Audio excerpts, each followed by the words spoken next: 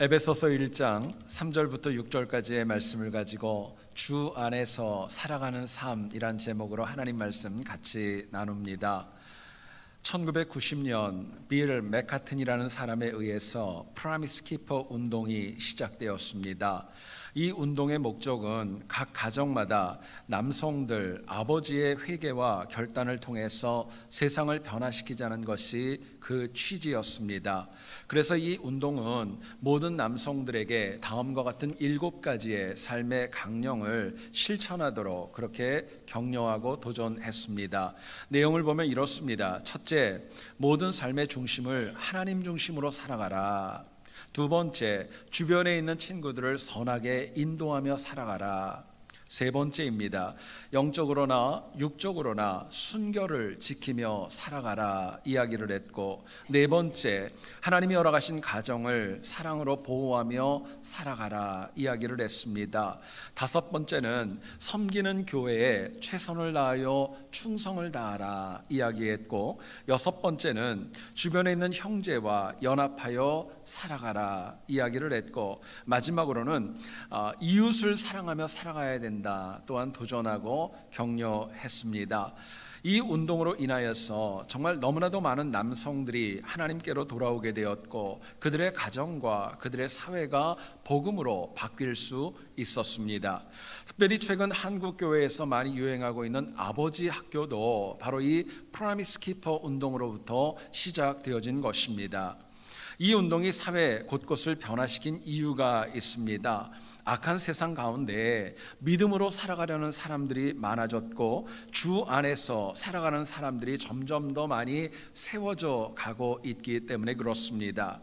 여러분, 사람은 자신이 주 안에서 살아가는 경우보다 주 밖에 살아가는 경우가 더 많기 때문에 하나님의 은혜로 살아가는 영혼들을 바라보게 되면은 존중과 또 부러움도 있고 또 인정을 하는 것이 자명한 이치입니다. 그런데 오늘 본문을 보시면 사도 바울은 특별히 그리스도 안에서라는 이 단어를 길지 않은 본문 가운데 2번을 씁니다. 그리고 또 한 번은 유사한 표현인데요, 그가 사랑하시는 자 안에서, 역시 그리스도 안에서라는 표현을 또 한 번 반복하여 사용을 합니다. 뿐만 아니라 사도 바울은 자신의 신약 성경에서 기록한 13개의 서신서 가운데 무려 164회에 걸쳐서 그리스도 안에서의 삶을 강조하고 또 강조합니다. 이유가 있습니다. 하나님을 믿는 성도의 삶이 어디에 있어야 되고 또 어떻게 살아가야 될지를 바울은 그 짧은 단어를 통하여서 교훈하고 격려했던 것입니다. 당시 바울이 에베소서를 쓸 때 이 에베소라는 도시는 장기간 음란하게 아데미 여신을 숭배하였기 때문에 그 삶을 주님의 안으로 바꿔드리는 것, 주 안의 삶으로 바꾸는 것이 절대로 쉽지 않은 상황이었습니다.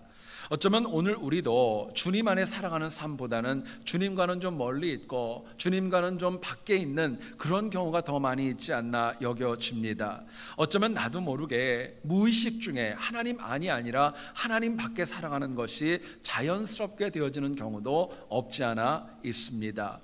안타까운 것은 불신자들은 주님 안에서 누리는 은혜에 관해서 전혀 모릅니다. 그러나 하나님 백성인 우리는 주 안에서 살아가는 그 가운데 받는 은혜와 능력을 알매도 불구하고 변명과 핑계로 이것을 외면할 때가 참으로 적지 않습니다.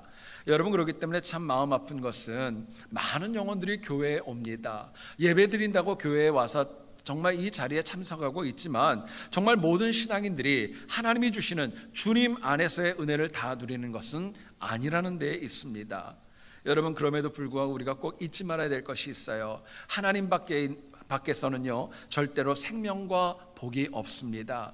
하나님 밖에는 영생과 은혜도 없다는 것 잊지 말아야 됩니다. 그렇기 때문에 우리라도 주 안에서 주시는 능력이 과연 무엇이고 그것을 어떻게 하면 붙잡을 수 있고 왜 주 안에서 살아가야 되는지에 대한 바른 인식이 저희들에게 필요한 것입니다. 본문을 통하여서 우리가 주 안에서 살아가는 삶이 과연 무엇이고 왜 필요한가, 하나님 주시는 메시지를 같이 한번 나누어 보기를 원합니다. 첫 번째로 생각할 것은요, 주 안에서 살아가는 삶은 하늘의 신령한 복을 추구하며 살아갑니다. 하나님 안에 살아가는 사람은 추구하는 복이 다르다는 거예요. 본문 3절을 보시죠. 아데미 여신과 각종 우상 숭배로 인하여 타락한 에베소가 추구해야 될 복이 무엇인가? 바울은 3절에서 이렇게 얘기를 합니다. 그리스도 안에서 땅이 아니라 하늘에 속한 복을 추구해야 되고, 또 세속적이지 않고 신령하고 영적인 복을 추구해야 된다고 바울은 이야기합니다. 그럴 때 비로소 우리가 살아가는 이 삶에서 받는 복이 하늘에 속한 복과 신령한 모든 복을 받을 수 있다고 바울은 약속합니다. 특별히 본문 4절과 5절의 내용을 저희들이 좀 따라가서 보면은요, 하늘로부터 주시는 모든 신령한 복을 추구하면은요, 우리의 죄인인 삶이 거룩하게 됩니다. 흠없는 삶으로 바뀔 수 있는 거예요. 또 내가 하나님이 원하시는 신령한 복을 추구하며 살아갈 때 본문 5절은 우리의 삶을 하나님이 기쁨으로 받아주시겠다고 약속을 해 주십니다. 여러분, 당시 에베소 지역의 타락의 원인이 있다면 신령한 복, 하늘의 복이 아니라 그들은 아데미 여신이 주는 복과 이 땅의 복을 너무나도 많이 추구하며 살아갔기 때문이었습니다. 사도 바울은 사도행전에서 세 번째 선교 사역 가운데 이 에베소 지역, 특별히 두란노 서원을 중심으로 약 3년 동안을 말씀을 전했습니다. 성경을 보니까 아시아에 있는 대부분의 그 사람들이 하나님의 말씀을 들었다 이야기하고 있어요. 그럼에도 불구하고 지금 바울이 옥중에서 바라보니까 에베소 지역에는 여전히 우상과 신령한 복을 추구하지 않는 영혼들이 적지 않았던 것입니다. 그렇기 때문에 바울은 비록 옥중에서 힘들고 어려운 가운데 있었지만 다시 붓을 들게 되었고, 그리고 에베소 교인들을 향하여서 너희가 정말 추구해야 될 복은 이 땅의 복이 아니라, 세속적인 복이 아니라 하늘에 속하고 신령한 모든 복을 추구하라고 하나님의 말씀을 대언했던 것입니다.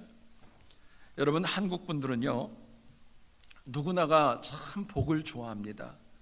복 받는다는 얘기만 나오면은요, 얼굴에 미소부터 번져요. 너무너무 좋아합니다. 그리고 복이라면은요, 자다가도 벌떡 일어나요. 뿐만 아니라 여러분들 집에 한번 오늘 돌아가서 확인해 보세요. 복이라는 글자가 쓰여져 있는 것이 얼마나 많이 있는가. 수저에도 있고요, 우리가 베고 자는 베개에도 있고요, 심지어는 목걸이나 때로는 반지에도 복자가 있는 경우를 제가 본 적이 있어요. 복을 너무너무 사랑합니다. 근데 여러분 아세요? 내가 추구하는 복에 따라서 내 영적인 수준이 나타난다는 것입니다. 내가 뭘 추구하느냐, 내 영적인 수준이 나타나는 거예요. 오늘 우리의 문제가 있다면 하나님이 주시는 영생이 있고 영원한 복이 있음에도 불구하고 우리는요, 먼저 편한 것, 나에게 좀 가까운 것, 내가 불편하지 않은 것, 그것을 먼저 선택해서 그것을 복으로 여기며 살아갈 때가 얼마나 많이 있는지 모릅니다. 지난주 저희 교회 점심으로 나왔던 메뉴가 홍합 미역국이었었습니다. 몇 분이 지금 웃고 계시는데, 제가 정말 처음으로 그날 미역국을 먹고 참 맛있다 생각을 했어요. 뭐 아멘까지 할 거는 없고요. 근데 정말 처음으로 딱 먹는데 입에 맞더라고요. 그래서 참 맛있게 정말 잘 먹었습니다. 저는 개인적으로 혀에 닿는 그 미역의 미끄러운 것 때문에 미역국을 잘 안 먹었고 거의 먹지를 않았어요. 심지어는 처가댁에 처음으로 인사 갔을 때에도 장인어른의 생신이었기 때문에 미역국을 줘도 제가 안 먹었었습니다. 그 정도로 좋아하지 않았는데 처음으로 미역국이 맛있네 하는 생각이 저한테 들었어요. 여러분, 많은 분들이 저한테 그 얘기 참 많이 하셨습니다. 미역이 건강에 좋다고, 피를 맑게 한다고. 심지어 저희 교회 어떤 장로님은 저한테 그러더라고요. 군대를 안 갔다 와서 저걸 못 먹는다고. 오늘 설교에 굉장히 많은 태클이 있는 것 같은데, 여러분 정말 그런 얘기들도 많았어요. 또 어떤 권사님은 저한테 그러더라고요. 외아들이기 때문에 어머님이 오냐오냐 해가지고 그거 안 먹었다고. 근데 어쨌든 중요한 거는요, 혀에 닿는 게 그렇게 싫었었어요. 근데 이번에 계기로 해가지고 처음으로 입맛이 맞으면서 이제는 좀 한번 먹어볼까 제가 생각을 합니다. 여러분, 웃지만은요, 가만히 보면 우리의 삶도 그래요. 내 눈앞에 있는 거, 내가 불편하지 않은 거, 내가 편한 것, 그걸 복으로 여깁니다. 근데 진짜 복은요, 영원한 것입니다. 하나님이 주시는 것입니다. 신령한 복이에요. 그리고 그 복을 얻게 되면 그 이후에는 우리들의 이 땅의 복도 하나님이 보장해 주시는 거예요. 여러분, 그렇기 때문에 이왕이면은 우리가 복을 추구하기를 원한다면은요, 바른 복, 진짜 복을 추구하는 지혜가 저희들에게 필요한 것입니다. 자, 그렇다면 우리가 주 안에서 하늘의 신령한 복을 추구하기 위해서 꼭 기억해야 될 것이 과연 무엇일까? 본문은 저희들에게 이렇게 말씀합니다. 진짜 복은요, 오직 하나님만 주실 수 있다는 것입니다. 하나님만 복 주실 수 있다는 것을 기억하고 살아가는 것, 그게 주 안에서 살아가는 영혼의 삶입니다. 오늘 본문 3절을 한번 보시기 원합니다. 하나님, 예수님의 아버지께서 모든 신령한 복을 우리에게 주시되 이야기합니다. 이 주시다, 헬라어 원어인 율로게오라는 동사는 과거 능동태형으로 쓰여졌습니다. 무슨 의미냐면요, 바울은 하나님께서 이미 이전부터 주님의 백성들에게 신령한 모든 복을 주셨다는 거예요. 지금 주시는 거 아니고 미래에 주시는 것이 아니고 이미 주셨다는 거예요. 또 한 가지를 강조합니다. 그 신령한 하늘의 모든 복은 인간과 이 땅이 아니라 하나님만 줄 수 있다는 것입니다. 여러분, 그런데 당시 에베소 교인들은 이거를 몰랐어요. 그래서 세속적인 복을 추구하면서 세계 7대 불가 사이로 여겨질 정도로 웅장한 아데미 여신을 위한 신전을 짓기도 했습니다. 뿐만 아니라 눈앞의 쾌락을 위하여서 아데미 신전에서 여성 사제들과 깊은 음행에 빠지는 것도 전혀 문제화하지 않았던 겁니다. 에베소인들도 나름대로 복을 추구했습니다. 잘 되기를 원했어요. 그러나 진짜 복을 주시는 분이 누구인지를 몰랐기 때문에 그들은 헛되고 낭비하는 그런 인생을 보낼 수밖에 없었던 것입니다. 오늘날 현대인들을 가만히 보면 누구나 이왕이면 줄을 잘 서기를 원하고 굵고 좀 튼튼한 줄을, 그런 연결, 인맥을 중요하게 여기는 사람들이 얼마나 많이 있는지 모릅니다. 그런데 세상에서 주는 줄을 가만히 생각해 보면은 때로는 그럴듯하고 도움을 줄 수도 있지만 많은 경우에 그것이 온전하지 않을 때가 참 많이 있습니다. 문제가 많이 있고 시간이 지나면 헤어지고 나중에는 끊어질 수 있는 줄도 적지 않습니다. 그런데 잊지 마세요. 하나님이 주시는 줄은 헤어지지 않습니다. 끊어지지도 않습니다. 약해지지도 않습니다. 이유가 있다면 우리가 믿는 하나님만, 그분만 불변하시고 언제나 오르시고 진리이시고 모든 것의 주인 되시기 때문에 그렇습니다. 여러분, 그렇기 때문에 그 누가 뭐라고 그래도 하나님이 옳다 하시면 옳은 것입니다. 그러나 하나님이 틀리다고 하시면 많은 사람들이 옳다 해도 그것은 틀린 거예요. 그게 맞는 것입니다. 이처럼 하나님이 주시는 복이 진짜이기 때문에 우리에게 바로 이 복을 붙잡고 살아가는 영혼이 진정으로 주 안에 살아가는 사람이라고 저희들에게 말씀합니다. 여러분, 하나님이 주시는 복은 이 땅의 복만이 아닙니다. 생명을 주십니다. 구원을 주십니다. 죄의 문제를 해결해 주십니다. 나와 우리 자녀와 우리 가정의 미래까지도 철저하게 책임져 주시는 것이 하나님이 주시는 복의 은혜라고 저희들에게 말씀합니다. 그런데 우리는 영생의 복, 신령한 복, 하늘의 복보다도 지금 당장 눈에 보이고 손에 잡히고 귀에 들리는 것이 진짜 복인 양 쫓아갈 때가 적지 않습니다. 나에게 유익을 준다고 생각을 한다면 하나님 주시는 영원하고 신령한 복보다는 그릇된 것을 가지고 나가는, 그것을 향해 나가는 어리석음이 너무나도 깊다는 거예요. 이스라엘의 역사를 보면 남유다 말기에 유대인들은 바벨론의 공격과 침공을 이야기하는 예레미야가 너무나도 싫었습니다. 그렇기 때문에 예레미야가 말씀을 전할 때마다 그를 박해했고 심지어는 죽이려고 하는 노력도 적지 않았습니다. 그런데 당시 유대인들이 원했던 것은요, 심판과 멸망의 메시지가 아니라 귀에 좀 듣기 좋고 괜찮다고 얘기하고 평안하다고 얘기하는 눈에 보이는 잠깐의 복을 원하는 그런 성향이 너무나도 강했던 거예요. 그럼에도 불구하고 예레미야가 정말 하나님의 심판과 하나님의 징계를 얘기를 할 때 그 마음은 편했겠습니까? 자신의 조국을 향하여서 하나님의 징계가 가까이 다가오는 걸 얘기할 때 너무너무 힘들고 참담한 마음이 적지 않았어요. 그러나 그 많은 박해 가운데에서도 하나님의 메시지를 전했던 이유가 있습니다. 사람들에게 주는 것, 세상이 주는 복이 아니라 하나님이 주는 복을 더 많이 사모했기 때문이었습니다.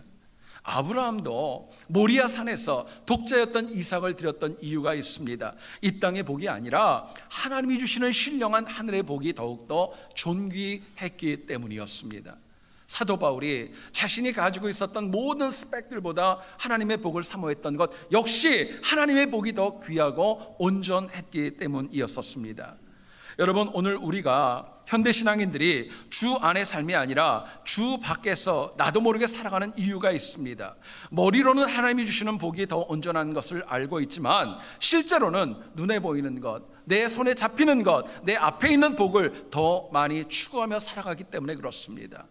여러분, 이것은 오늘 우리만의 문제가 아니에요. 이 땅 미국을 살아가는 모든 사람들의 마음에도 그 마음이 얼마나 많이 있는지 몰라요. 올해 2018년도 워런 버핏과의 점심 경매 가격이 최근에 발표되어졌습니다. 이분은 세계적인 투자 전문가이고 세계 손가락 안에 드는 부자이죠. 근데 이분이 자신과 점심을 먹으면서 지혜를 주고 그 점심을 먹는 대가로 경매를 붙였던 겁니다. 올해 2018년도에는 얼마가 됐느냐? 무려 330만 달러의 점심 한 끼의 돈이 낙찰이 되어졌습니다. 최고의 기록은 2012년도와 2016년도였는데 당시에 무려 345만 달러가 낙찰이 되었었습니다.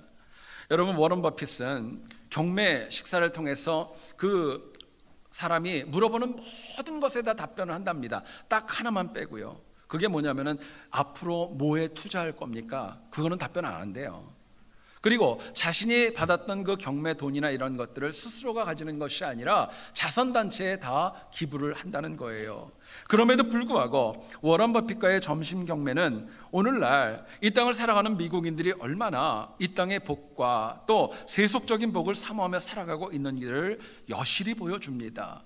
그들이 버핏을 만날 때 마음에 있는 생각들이 있답니다. 어떻게 하면 더 많이 돈을 벌 수 있습니까? 무엇이 비결입니까? 내가 당신의 뭘 따라 해야 당신처럼 부자가 될 수 있습니까? 이 마음이 너무나도 많이 있다는 거예요. 네, 여러분 아세요? 워런 버핏이 투자의 규제라고 하지만 그분이 투자하는 거 100% 날마다 성공하는 거 아닙니다. 때로는 실패도 합니다. 때로는 손해를 볼 때도 있는 거예요. 그런데 잊지 마세요. 하나님이 주시는 복은 언제나 이익입니다. 하나님이 주시는 복은 언제나 옳고 진짜이기 때문에 성령 하나님은 우리에게 도전하십니다. 세상의 복이 아니라 하나님 주시는 복을 추구하라고 말씀합니다. 여러분, 지금 여러분들은 어떤 복을 추구하며 살아가세요? 하나님이 주시는 하늘의 복, 신령한 복을 추구하십니까? 아니면 눈앞에 있고 내가 지금 붙잡을 수 있고 내 삶의 세속적인 그런 복을 위해서 우리가 하루하루 살아가고 있습니까? 무엇을 추구하세요? 아직 늦지 않았기 때문에 우리가 언제나 하나님 주시는 모든 신령한 복을 추구하며 이 땅의 삶을 주 안에서 승리하는 우리 모두 되어질 수 있기를 주님의 이름으로 축원드립니다. 두 번째로 생각할 것은요, 주 안에서 살아가는 삶은 하나님의 은혜를 찬양하며 살아갑니다. 은혜를 찬양하는 삶이 주 안에서 살아가는 삶이라고 저희들에게 말씀하세요. 본문을 보면 하나님께서 부족한 우리를 만세전부터 예정하셔서 상속자 또는 양자로 삼으신 이유가 있습니다. 죄인이지만 우리를 거룩하게 하시고 흠 없게 하시기 위해서 우리를 예정하시고 선택하신 겁니다. 뿐만 아니라 본문 6절을 보세요. 우리가 하나님의 은혜의 영광을 찬송하며 살아야 하기 때문에 우리를 예정하시고 선택하신 겁니다. 주목해야 될 단어가 있습니다. 찬송하다라는 단어입니다. 이 단어를 보면 헬라어 원어로 에파이노스라고 하는 동사가 쓰입니다. 이 단어는 이런 뜻입니다. 공개적으로 숨김이 없이 모두가 듣도록 누군가를 칭찬하다, 누군가를 칭송하다, 누군가를 높이다 라는 뜻을 가지고 있어요. 여러분, 주 안에서 살아가는 인생의 특징이 있습니다. 삶의 모든 순간마다 내 주인 되신 하나님을 공개적으로 그분을 칭찬하고 그분을 칭송하고 그분을 높이는 것, 그것이 찬양이라고 저희들에게 말씀합니다. 여러분, 하나님께서 이를 위하여 독생자 예수 그리스도를 이 땅에 보내주셨지만, 찬양하는 삶을 위해서 하나님의 아들까지 보내주셨지만 안타깝게도 많은 신앙인들이 이 은혜와 이 혜택에서 멀어지며 살아갈 때가 참으로 많이 있습니다. 여러분, 혹자는 그런 경우도 있어요. 찬양한다는 것을 단순하게 노래로만, 입술로만 찬양하는 게 하나님을 찬양한다고 여기고 착각을 합니다. 근데 여러분, 만약에 생각해 보세요. 내가 하나님을 입술로는 찬양을 너무너무 잘하는데 실제 우리들의 삶이 찬양과는 정반대의 삶이라면 그것은 하나님을 찬양하는 것이 아니라 하나님의 영광을 가리는 것입니다. 얼마 전에 어떤 칼럼을 봤습니다. 한국에 과거에 유명한 찬양 인도자들이 적지 않았는데 그분들 가운데 다수가 찬양 집회를 인도한 다음에 그 외로움 때문에 술로 외로움을 달랜다는 기록을 제가 본 적이 있습니다. 입술로는 많은 사람들 앞에서 하나님을 찬양했고 그 기도와 많은 것들을 인도했지만 그 집회가 끝난 다음에 다가오는 갈등과 외로움을 견디지 못해서 술에 의존하게 되었다는 거예요. 여러분, 안타깝지만은요, 우리도 다르지 않습니다. 교회 안에서는 우리는 거룩합니다. 경건해 보입니다. 그러나 세상에서 살아가는 삶이 만약에 다르다면요, 그거는 하나님 찬양하는 삶, 주 안에 있는 삶이 아니라고 말씀합니다. 여러분, 찬양하는 삶, 주 안에 살아가는 삶은 딴 것 아닙니다. 언제 어디서 누구와 무엇을 해도 하나님의 백성답게, 주님의 자녀답게 이 땅을 살아가는 거예요. 자, 그렇다면 우리가 주 안에서 왜 하나님의 은혜를 찬양하며 살아가야 될까? 왜 하나님을 찬양할까요? 이유는 이것입니다. 본문은 저희들에게 이렇게 말씀해요. 우리가 하나님의 자녀이기 때문에 그렇습니다. 우리를 하나님이 자녀 삼아 주셨기에 우리가 그 은혜를 찬양하고 주 안에서 살아가야 마땅하다는 거예요. 본문 5절을 보세요. 우리를 예정하사 예수 그리스도로 말미암아 자기의 아들들이 되게 하셨다 이야기합니다. 원어를 보면 아들이 되다라는 단어가 동사로 쓰여져 있습니다. 피오테시안이라는 이 동사는 그냥 진짜 자녀가 되는 것이 아니라 누군가를 양자 삼다라는 뜻입니다. 양자로 입적하는 거예요. 여러분, 유대인들에게 있어서는요, 내 혈육이 아닌데 누군가를 양자로 삼는 것은 굉장히 드물었다고 합니다. 그러나 바울이 갇혀있는 로마, 그리고 당시 세계를 지배했던 로마인들에게 있어서는 누군가를 양자로 삼는 것은 너무나도 보편적이었다는 거예요.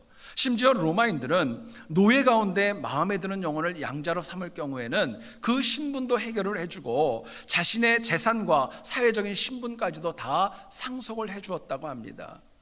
여러분들이 잘 아시는 고전 영화 가운데 벤허라고 하는 영화가 있지요.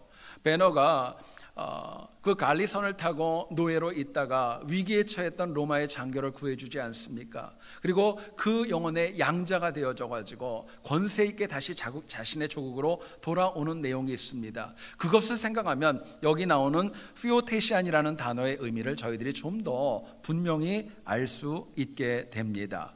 결국 양자를 삼는다는 것, 하나님이 나를 자녀로 삼아 주시어서 그분이 가지고 있는 재산과 그분이 가지고 있는 은혜와 그분이 가지고 있는 특권과 모든 것들을 우리에게 상속해 주시겠다는 약속입니다. 그렇기 때문에 우리는 나를 자녀 삼아 주신 하나님의 은혜에 걸맞게 살아가는 것, 그게 하나님을 찬양하는 것이고 그게 하나님 안에서, 주 안에서 살아가는 삶이라고 저희들에게 말씀합니다. 여러분, 요한복음을 보면 1장 12절 아주 유명한 말씀이시죠.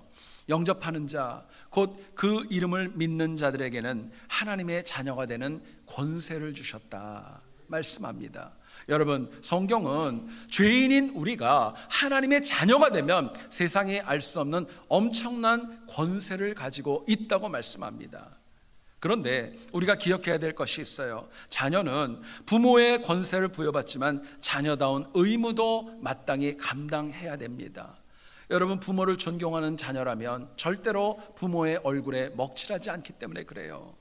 오늘날 교회가 욕을 먹고 기독교가 조롱을 받는 이유가 있다면 하나님 때문에, 교회 때문에 그런 거 아닙니다. 하나님을 믿는 신앙인들, 하나님의 자녀들이 하나님의 이름과 하나님의 교회를 정말 얼굴에 먹칠을 하기 때문에 그런 것입니다. 그게 문제예요. 지난주에 어떤 책을 보다가 우리 아들들을 6단계로 구분하는 그런 글을 제가 보게 되었습니다. 여러분, 아들들을 6단계로 구분할 수 있대요. 최고의 아들이 어떤 아들이냐? 이런 아들이랍니다. 공부도 잘하고 부모 말도 잘 듣는 아들, 이게 1등이래요 2등이 있습니다. 2등은 뭐냐면요, 공부는 못해도 괜찮아요. 근데 부모님 말을 잘 들으면 그래도 괜찮은 아들이래요. 3위가 있습니다. 부모님 말은 좀 안 들어도 그래도 공부는 잘해요. 그러면 그게 3위랍니다. 4위가 있습니다. 공부도 못하고 말도 안 듣는 거, 그래도 그게 4위랍니다. 이제 문제는 5위부터 시작되는 거예요. 여러분, 5위는 어떤 아들일까요? 어떤 아들이냐면요, 자기 애비 닮은 아들. 그게 문제래요. 근데 진짜 최악의 아들이 있대요. 지 애비보다 못한 아들. 여러분, 참 안타까운 얘기 아닙니까? 근데 이 글을 보면서 제가 씁쓸했어요. 마음이 좋지 않았어요. 여러분, 생각해 보세요. 인간은 자기 기준으로, 자기 생각대로 자녀를 구분하고 자녀의 권세를 제한하기도 합니다. 그래서 옛말에 그런 말이 있죠. 10손가락 물어가지고 안 아픈 손가락 없다고 얘기하지만 실제로 보게 되면은요, 차별이 있을 때 있어요. 그게 인간의 마음이에요. 그런데 하나님께서는 당신의 모든 자녀들을 항상 언제나 한결같이 우리를 자녀로 사랑해 주십니다. 차별이 없다는 거예요. 그렇기 때문에 내가 하나님의 자녀로서 내 삶이 하나님의 영광을 드러내는지, 하나님의 영광을 가로막는지 날마다 자문하는 지혜가 저희들에게 필요한 것입니다. 성경을 보면 히스기야는 남유대에 4명의 선한 왕 가운데 한 명이었었습니다. 하나님께서는 히스기야를 사랑하셨습니다. 그래서 그 영혼이 병중에 있었을 때 바로 그날 그 영혼의 병을 고쳐주셨고, 무려 15년이나 되는 생명 연장의 은혜도 허락해 주셨어요. 그런데 히스기야에게는 굉장히 치명적인 약점이 한 가지 있었습니다. 그게 뭐냐면요, 바로 그 아들이었던 므낫세의 타락과 범죄였던 겁니다. 예레미야 15장 4절을 보면 이렇게 얘기를 합니다. 히스기야의 아들 므낫세가 예루살렘에 행한 것으로 말미암아 내가 그들을 세계 여러 민족 가운데 흩으리라. 이스라엘 민족이 흩어지게 된 원인이 성군이었던 히스기야의 아들 므낫세 때문이었다라는 것을 분명히 이야기합니다. 왜 그랬을까요? 이 므낫세는 하나님의 자녀, 정말 귀한 아버지의 자녀라는 그 권세를 제대로 누리지 못했고, 또 히스기야도 그것을 제대로 가르치지 못한 것이 치명적인 약점으로 남게 되었던 겁니다. 여러분, 하나님께서 나도 하나님의 자녀가 되게 하셨습니다. 우리의 자녀도 하나님의 자녀로 하나님이 인정해 주셨습니다. 그렇기 때문에 하늘의 신령과 또 자녀의 권세를 주셨기 때문에 언제나 함께 하나님이 주신 은혜를 함께 나누며 또 하나님 앞에 자녀답게 살아가고자 하는 결단이 우리 가정마다 너무나도 소중한 것입니다. 스코틀랜드 지역에서 어떤 숲에서 참으로 더럽고 지저분한 개 한 마리가 돌아다니고 있었습니다. 겉으로 보기에도 굉장히 굶주려 보였고 힘들어 보였고 또 많이 지저분해 보였어요. 사람들이 그 개를 볼 때마다 그냥 피해서 지나갔는데 경찰 중에 한 명이 그 개를 우연히 보게 되었고, 가까이 다가가 보니까 목에 작은 이름표를 하나를 이렇게 달고 있더랍니다. 그 내용을 이렇게 경찰이 유심히 봤어요. 내용은 이것이었습니다. 이 개의 이름은 밥스입니다. 그리고 이 개는 이 개는 스코틀랜드 왕의 소속입니다. 이야기를 했던 거예요.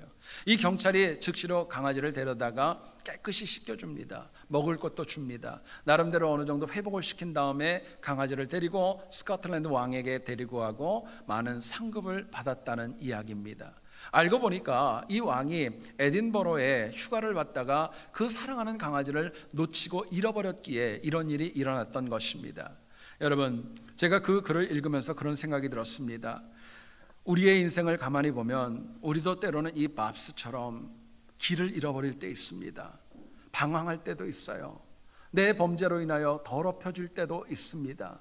또 세상에 너무너무 힘들고 어렵다 보니까 야위고 힘들어서 정말 누구 하나 봐주지 못하는 그런 상황이 될 때도 있습니다. 그런데 그런 우리를 향하여 이사야 43장 1절은 저희들에게 이렇게 말씀합니다.